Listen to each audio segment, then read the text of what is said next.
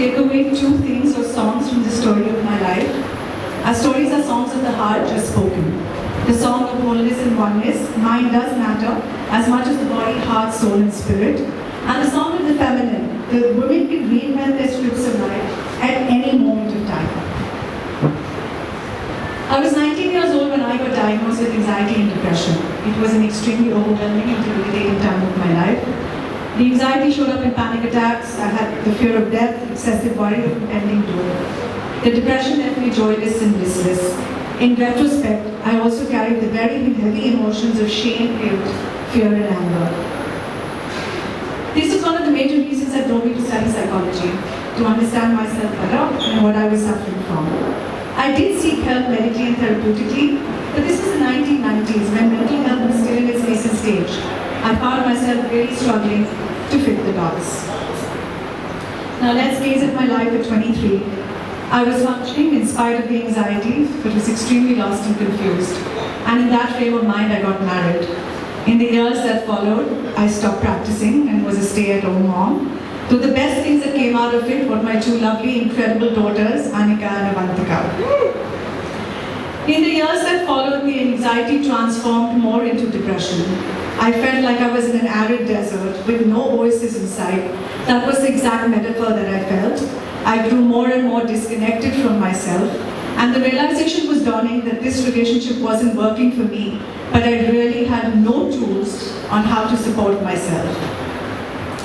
Wow, really walking down the aisle of my life. 35 was a turning point in my life.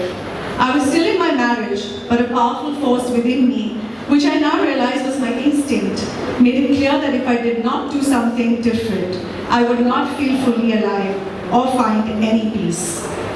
That's when I decided to go back and study. I got myself reaccredited again. It was one of the most exhilarating years. While there was societal pressure about being away from my kids, I knew this is what I needed for my growth and development and to be able to show up as a kick-ass mom. The years that followed were intriguing, but a bit heartbreaking. I started practicing with a top psychiatrist in Bombay. I joined Inchwell as a mental health consultant, simultaneously also started my own private practice. This is when my career was taking off, but my marriage was crumbling.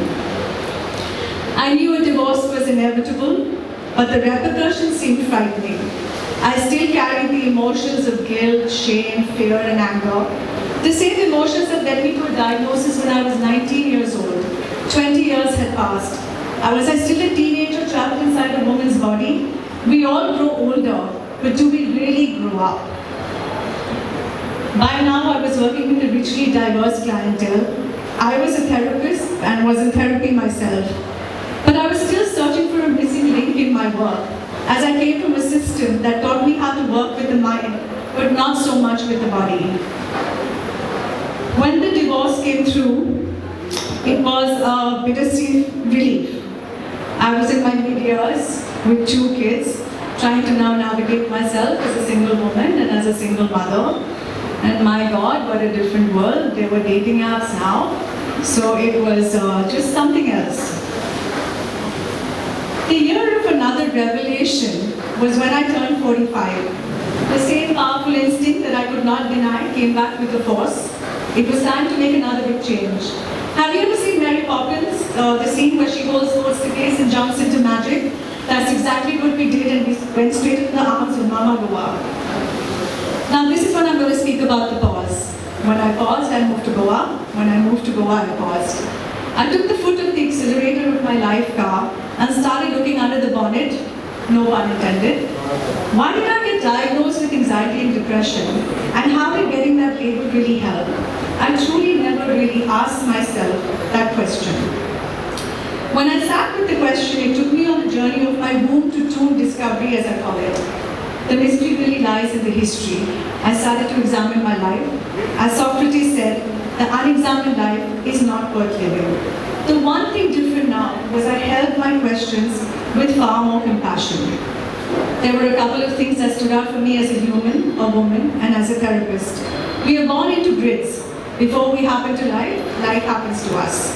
Based on our gender, racial divides, socioeconomic status, and parental injuries, we start to get defined in a certain way. I would say that's the first disconnect from self that happens. And then comes the cities and institutions, a conformist, highly competitive educational system, the desire for peer acceptance, a socially induced pervasive anxiety about one's status, a simple lack of living with the rhythm of nature. It's no wonder so many of us suffer from such high levels of discontent. And it was no surprise that at the age of 18, I was given a diagnosis considering the discontent I felt. That's autocorrect, by the way. I didn't do that. When I now sit with my clients, I push the labels aside and listen to their stories of pain and suffering. But from my experience, I've learned it's not the symptoms we need to treat, but it's the root cause we need to address, which in simple words is trauma. I understand now how trauma is also encapsulated in the body and started to work in my practice with the human as a whole. Diagnosis were conditions, but what was important is the connection. Within everyone is the potential for development growth, no matter what they have experienced. Through the cause, when I could distance a little from the grids in the institutions, I began to embrace my authentic self. A lot of my dis-ease started to ease, and slowly my fragmented self started to come back into wholeness, and I saw that reflected in my work also. So in order to achieve mental wellness, you must be an active daily participant in your healing. I cannot underestimate the power of therapy, as everyone has said, but you also need to heal the gut, heal the sleep, heal with breath, heal with movement, heal with play, heal with connection. And I'm going to leave you with this line from the book, The Little Prince. It's only with the heart one can see rightly what is essential is invisible to the eye.